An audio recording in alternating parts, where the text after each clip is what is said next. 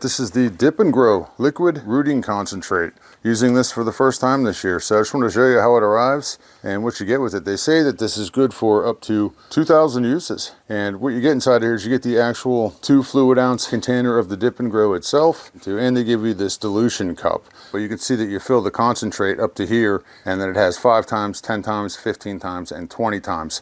Now that's all going to be dependent on the type of wood or plant that you're trying to grow, and they list that for you here inside the instructions. For instance, if you were doing semi-hardwoods, you're going to want to dilute it 10 times to the 10 times line. If you're doing softwoods and succulents, you're going to want to do the 20 times dilution line.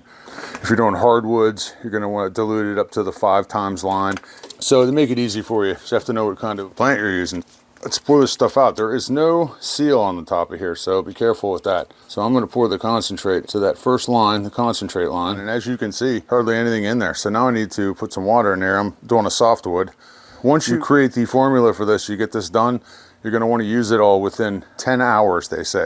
You're going to find the bottom of your cutting and stick this in there for 3 to 5 seconds, they say. Stir this up a little while you got it in there. And just pull it out and pot it. And you're on your way. Simple as that. So hopefully this stuff works out for me. There it is. Dip and Grow Liquid Rooting Concentrate.